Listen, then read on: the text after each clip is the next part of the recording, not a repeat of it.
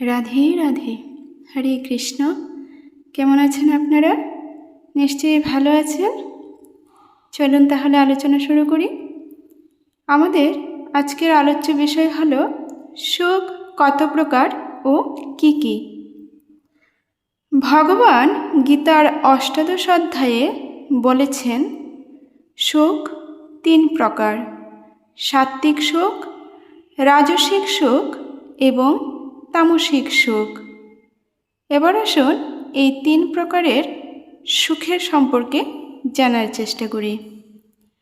যে অভ্যাসের ফলে মানুষ ধীরে ধীরে সুখ লাভ করে এবং দুঃখের অন্ত হয়, এরকম ভগবত বিষয়ক বুদ্ধির প্রসন্নতা থেকে উদ্ভূত যে সুখ, যা প্রথমে বিষের মতো মনে হলেও পরে অমৃত তুল্য মনে হয়, এই ধরনের সুখকে সাত্ত্বিক সুখ বলা হয়। একজন সাধকের সাধন ভজন করা সত্ত্বেও পরমাত্ম তত্ত্ব অনুভূত না হওয়ার প্রধান কারণ হল সুখের আকাঙ্ক্ষা। সাত্ত্বিক সুখও আসক্তিবশত বন্ধনকারক হয়ে থাকে। সাধনকালে সাধক যদি ধ্যান ও একাগ্রতার সুখ কিংবা সমাধি সুখ আস্বাদন করেন, তবে সেটাও ভগবত প্রাপ্তির পথে বাধা হয়ে দাঁড়াতে পারে। এবার আসি রাজসিক সুখে। রাজসিক সুখ হলো সেই সুখ যে সুখে ইন্দ্রিয় ও বিষয়ের সংযোগ বশত প্রথমে অমৃতের মতো এবং পরিণামে বিষের মতো বোধ হয়। যে কোনো বিষয় ভোগের শুরুতে সেটা সুন্দর, সুখপ্রদ, আনন্দদায়ক ও সন্তোষদায়ক বলে মনে হয়, কিন্তু ভোগ করার পর আর সে সুখ বোধ থাকে না। বিষয় ভোগ করতে করতে যখন ভোগ করার ক্ষমতা ক্ষীণ হয়ে আসে বা তা নিরস হয়ে ওঠে, তখন সেই সুখে অরুচি হয় বা সেই সুখকেই তখন বিষের মতো মনে হয়। এছাড়া ভোগ করার শক্তি ক্ষীণ হলেও যদি বিষয় ভোগ করা হয়, তাহলে তা পরিণামে দেহ মনে দুঃখ, জ্বালা বা অশান্তির সৃষ্টি করে।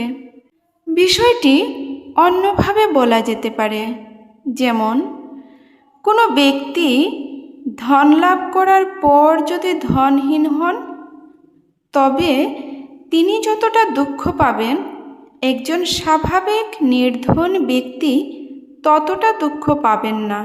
কেননা তার মনে সুখের ধারণা বেশি নেই। অপরদিকে যে ধনী ব্যক্তি নির্ধন হলেন, তিনি কিন্তু রাজসিক সুখ অনেক বেশি পরিমাণে ভোগ করেছেন, তাই তার সুখের ধারণাও অনেক বেশি আছে। তাই সেই ধন বা সুখের অভাবটাও তাকে অনেক বেশি দুঃখ দেয়। সেরকম কোনো ব্যক্তির যদি নানা প্রকারের খাদ্য গ্রহণ করার অভ্যাস থাকে এবং তার খাবারের যদি তার প্রিয় কিছু আইটেম বাদ পড়ে যায়, তাহলে তার খেতে কিন্তু খুব কষ্ট হয়। কিন্তু অতি সাধারণ মানুষ যে শাক ভাত খেয়ে দিন কাটায়, তার খাদ্যে কোনো কিছুর অভাব হলে তার কিন্তু ততটা কষ্ট হয় না। বলার তাৎপর্য হলো, কোনো বিষয়ের সংযোগে যতটা সুখ পাওয়া যায়, তার অভাবও ততটাই দুঃখ দেয়। রাজসিক সুখের পরিণামটা বিষের মতো বলা হয়েছে। কেন জানেন? কারণ বিষে এক জন্মই মৃত্যু হয়, কিন্তু এই রাজসিক সুখ জীবের বহু জন্ম নষ্ট করে দেয়।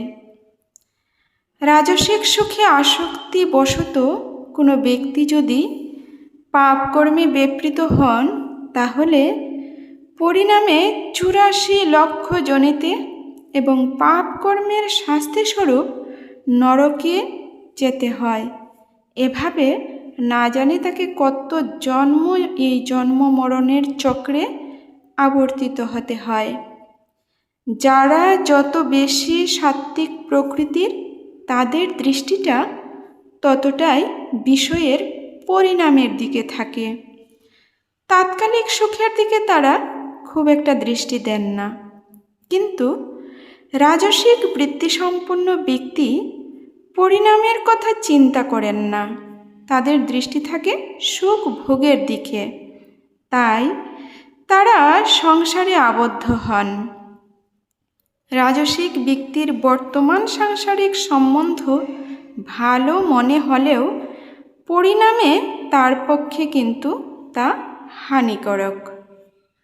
তাই সাধকের রাজসিক সুখে আবদ্ধ না হয়ে নিতান্ত প্রয়োজনের অতিরিক্ত শোক ভোগকে ত্যাগ করাই উচিত। এবার আসি তামসিক সুখে।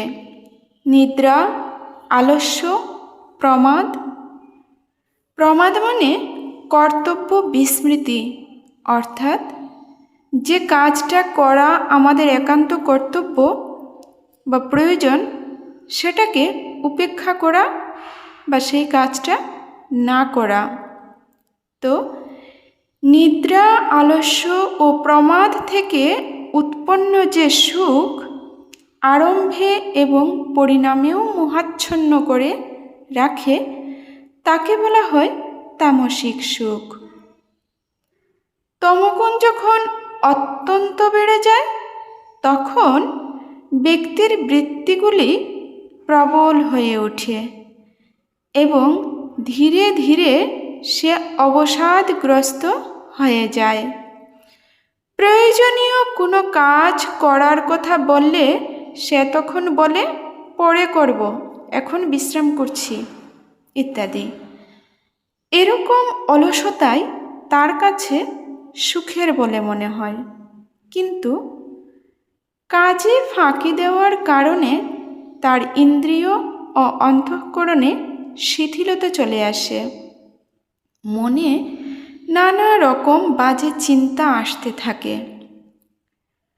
তমগুণ যখন আরও বৃদ্ধি পায়, তখন ব্যক্তি সম্পূর্ণরূপে প্রমাদগ্রস্ত হয়ে যায়। এখানে বলি, প্রমাদ দুই প্রকার: নিষ্ক্রিয় প্রমাদ ও সক্রিয় প্রমাদ।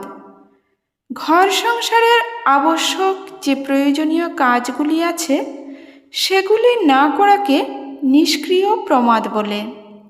নিষ্ক্রিয় প্রমাদ আর অলসতা অনেকটা একরকম, তবে অলসতাতে ব্যক্তির ভাব থাকে যে পরে করব, কিন্তু নিষ্ক্রিয় প্রমাদে ব্যক্তি সেই কর্তব্য কর্মকে সম্পূর্ণরূপে উপেক্ষা করে।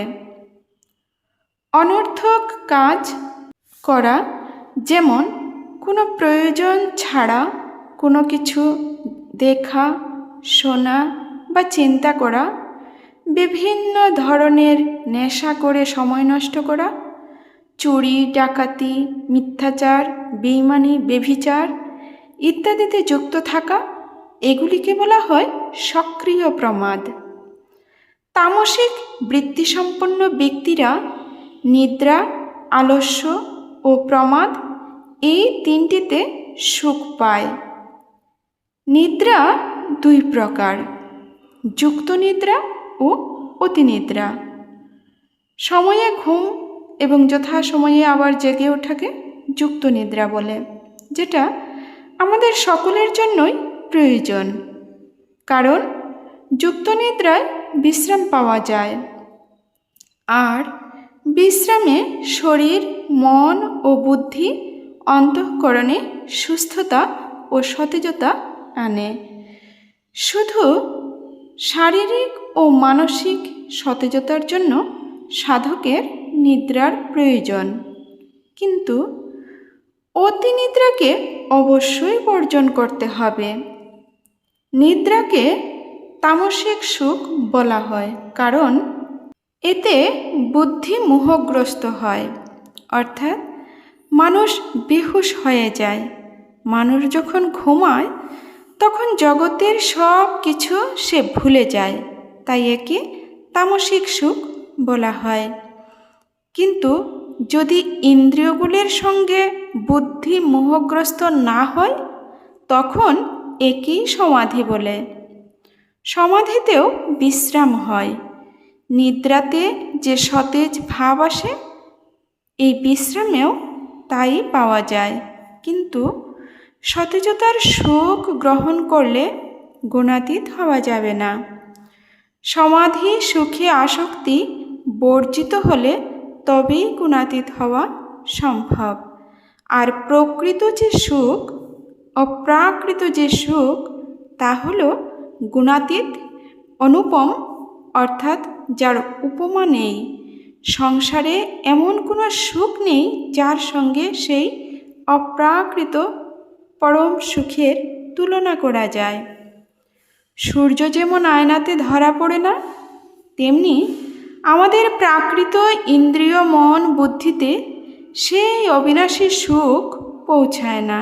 সেই সুখের আভাস মাত্র পাওয়া যায়। একমাত্র অপ্রাকৃত ইন্দ্রিয়ের দ্বারাই অপ্রাকৃত সুখ অনুভব করা সম্ভব হয়। তাই পারমার্থিক পথে উন্নতিকামী সাধকের অবশ্যই সাত্ত্বিক, রাজসিক ও তামসিক এই 3 প্রকার সুখের থেকে যতটা সম্ভব নিজেকে দূরে রাখা উচিত। আজ এই পর্যন্তই। সবাই ভালো থাকবেন। হরে কৃষ্ণ।